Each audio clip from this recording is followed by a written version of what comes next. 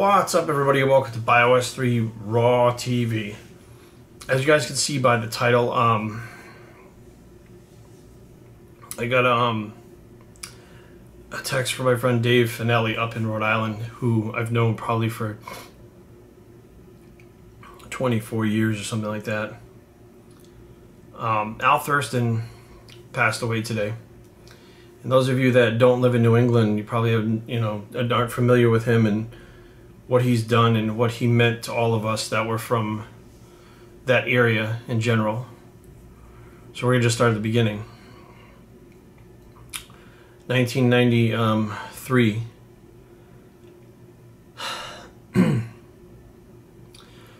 I joined Gold's Gym, Somerset, Massachusetts. Al ran that gym. He actually looked like the Gold's Gym guy. He was bald, jacked up, fucking always wearing string tank tops and shit.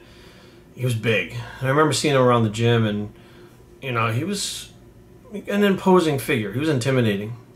That gym in general was just intimidating, right? And because they had a ton of natural bodybuilders there, and the ANBC, Al was heavily involved with the ANBC, which was Bob Gormley's the American Natural Bodybuilding Conference. And he was like a head judge and a promoter, and he put on, the Gold's Classic, and he was heavily involved with the ANBC. And my senior year in high school, I was 130 pounds. 135 on a good day. And I walk up to him face to face. I see a poster on the wall. It says, there was a competition poster. I believe it was the Cape Cod Natural. And it says, CL for details. I said, who's Al? Like, that guy. I'm like, fuck, that big guy, that fucking scary motherfucker. I'm like, great. So I just fucking nut up, and I walk up to him. I said, Al? And he just kind of looks at me, and I said, hi, I'm Jerry. And he's like, hey. I said, I want to be a bodybuilder. I said, I want to compete in that show. And he got this big fucking smile on his face. He goes, oh, yeah? Like a big fucking smile. He goes, he always kept his mouth closed, so he's like, oh, yeah? I said, yeah. He goes, okay, follow me. I'm like, follow me? What the fuck? So I follow him up the stairs through the cardio room. There's like a little sitting area. Then there was an office. And we go in the office, and there's a computer set up, and there's like all these like supplements in there. Like, I didn't know anything about supplements back then. There were supplements. They had like, it wasn't protein, it was Dioderm. They had like boxes full of posing trunks. I was like, what the fuck? Like, I was like, this is crazy. Like, I didn't even know, what was going on, So he said, what's your name? He weighed me in. He took my body fat with the skin fold calipers. This was the first time I ever had the calipers. It was Skindex, the electronic ones. And puts it all on the computer, and he prints it out, and he said, this is your diet. And it was a macro-based diet, but it was a diet. Like, it told you how many ounces of tuna, how many ounces of chicken, like, everything. I mean, there was no guesswork. Here you go. And he prints me out a training program, and he says, follow this. Can you do this? I didn't even look at it. I said, yeah, I can do it. I can do it. And what happened was I would go to the gym, and I would train. And first I went home, and I was like, Mom, I need canned tuna. And she had tuna cans in the closet. I opened it up. My mom would buy the ones with oil. I was like, fuck, I need the ones with water. And my mom was like, what the fuck? I'm like, I need broccoli. And she was like, what the fuck? So she was like, all kind of like, what are you doing? And I was like, I'm doing this competition. And I would go to the gym, and I would train, and Al would watch. He'd watch you from like across where the pool was. There was like a window. And on the other side of the pool, where you could see the locker rooms and the water fountain, you could see him. And I could see him watching me. I was like, fuck, Al's watching. He was watching me.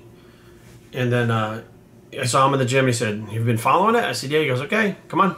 Let's get back on the scale. And I hopped on the scale, and he did my Skindex, and I went out down like 1% body fat. And he was like, holy shit, you're following it. I was like, well, yeah, you told me to follow it. He's like, I didn't know any better. I didn't know not to follow. I didn't know to cheat on my diet. I had no idea.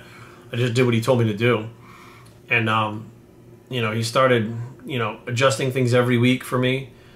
And then when I got closer to the show, he said, listen, we have the Gold's Gym bodybuilding team.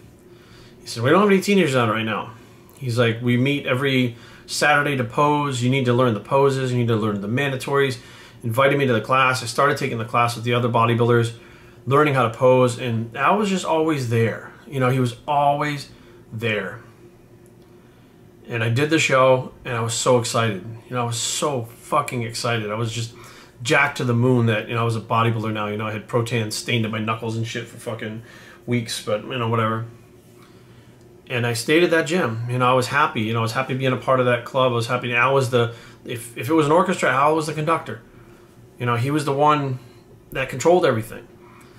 And I remember, you know, talking to him about, you know, bodybuilding, just bodybuilding. You know, he probably fucking was like a enough kid, you know.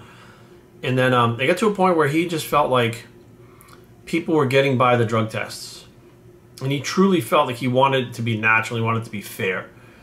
And he was like, they're beating the polygraph tests, you know, so I'm not letting my athletes go over there and compete against these guys that are fucking obviously on drugs. He goes, fuck it, I'm going to start my own federation. He came up with the NABF, the North American Bodybuilding Federation. And it was the Natural American? No, North American Bodybuilding Federation. Yeah, it was the NABF. And it was a natural league.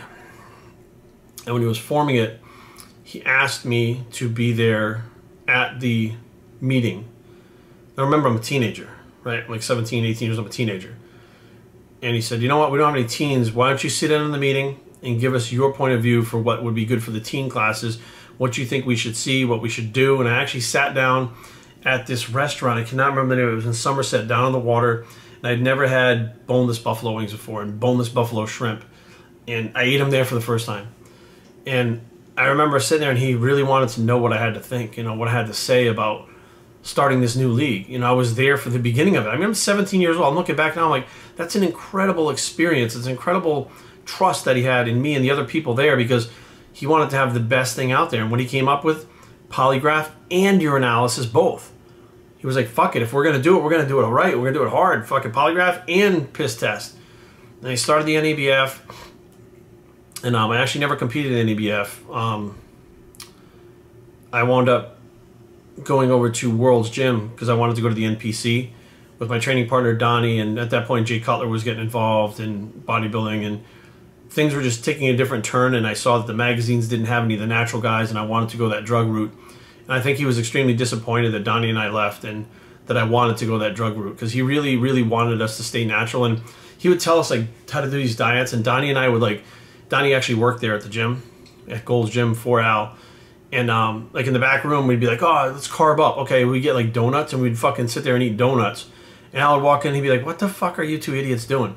We're like, oh, we're carbing up. He's like, you're eating fucking donuts. He's like, that's not carbing up. Carbing up is fucking sweet potatoes. He's like, what is wrong with you? And I know he was frustrated with us.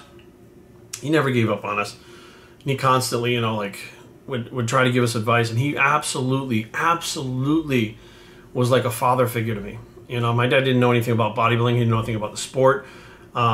You know, and Al seemed to be the guy that had all the answers, and he was like, you know, a little bit younger than my dad, but like my dad's age.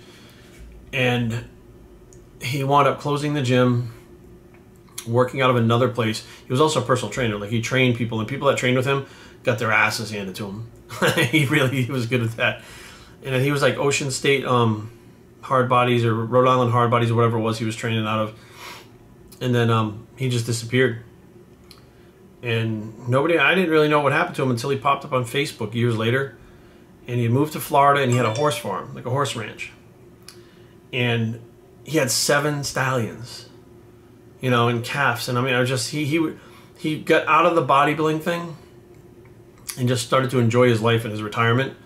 Him and his wife Teresa moved down there and they just got the horse farm that he always wanted. And, you know, I've talked to him here and there. You know, I actually wrote a blog about him. I actually have a blog that many of you probably haven't seen before. I don't even know what the fucking name of the blog is or how to find it, but it's there. If I can find it, I'll put it in the description box below. It's about him, my friend Eddie DePina. And, you know, I talked to him a few times here and there. I was like, oh, so glad you're doing well, and et cetera, et cetera. And, you know, I was just like, wow, it's so cool to see Al after all these years. And I told him, I said, listen, man, you know, you did everything for me, and I'm sorry that I turned my back on you. I went to do, you know, the NPC, and I started taking drugs and stuff. Like, I just want to tell you right now that, like, you were the foundation of everything for me. Like, I had this conversation with him. I said, thank you so much. You know, I'll never be able to repay you because right now everything I'm doing started with that spark that you took me under your wing. You never charged me a dime. You taught me how to pose. I mean, everything. You were so kind to me when you didn't have to be. And I had no, like, there was no talent there. You know, I was a little fucking scrawny kid. Like, it wasn't like you saw a champion in front of you. You just saw a kid that wanted to live that lifestyle, and rather than get wrapped up in shit, you took him under your wing and you helped him. And thank you. Like, we had that conversation. I know he had some heart problems. I'm not really sure exactly what went on. But as far as I know, I went, you know, as soon as I got the text from Dave, I clicked right onto his Facebook, and sure enough, there are people talking about, I'm so sorry, and, you know, we're going to miss him. And I was like, fuck, it's true. And there's a video of him Monday, and he seemed fine. You know, today's Tuesday. He seemed fine. He was talking about the horses. He was sitting outside with the horses. He was supposed to do a trail ride that got canceled or whatever. And he goes, I got 7 horses ready for nothing. Like, he was his normal feisty self. And then this morning, he put up a video on Facebook asking people, begging people to help his wife because she's going to need some help. And I was like, what the fuck? I'm like, he knew he was dying. And it was yesterday to today. I don't know what the fuck happened. There's no details yet, but he knew he was dying. And he said, please help her take these horses and rehome them, get them good forever homes. Please help her do like a barn sale, like a yard sale thing. Please help her. She's going to need help. He was really worried about her. I think he was laying there and he was like, please help. Like, I was like, what the fuck? Like, that's a big difference in a day. Like, what the fuck happened? And I think he was at home. He was outside in a chair in, like, the backyard where he liked to sit and stuff. And they said he unexpectedly passed away today. Tuesday. June 26th. So, this video is just to fill in the people around the world that may watch this that didn't know Al, what type of person he was, and the fact that he would just help people. Like, he never charged any of us for the diets, for the training, he never charged us. He just loved bodybuilding. He was so passionate about bodybuilding. Like, it ran through his blood. Like, he was born to do bodybuilding, you know, and he just loved it so much. He tried to give back, and he did. And I think many of us took that for granted when we were younger. We were just young, dumb, and trying to get to the top as fast as possible, and we didn't appreciate what we had with him. And as we get older, you know, my friend Dave literally was like, man, I'm so tired of my fucking friends dying. And Aaron and I were just talking about this before I got the text, and I said, you know, we're at that age, you know, 42, where things start going wrong. You know, heart attacks, cholesterol, blood clots, fucking, I mean, you know, diabetes. Like, a lot of this shit happens after 40. And it's happening to a lot of people around us. You know, the health problems, the deaths. And all we can do is, you know what, be like Al. You know, Al did what he loved. He was passionate as fuck about bodybuilding. He did that to his best ability and helped everyone to the most of his ability that he could. And when he couldn't do that anymore, or he had just said, you know what, I can't do any more than I've already done.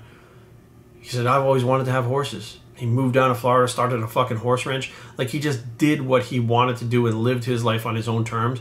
And that's how I think a lot of us will remember Al. He was a tough motherfucker. He was a tough love motherfucker.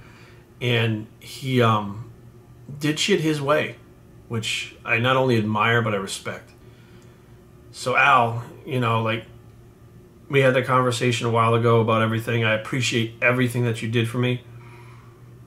I can never, ever repay you. I can never thank you enough for taking that little scrawny teenage kid, putting him on the right path that basically set me up for where I am right now. Thank you, Al.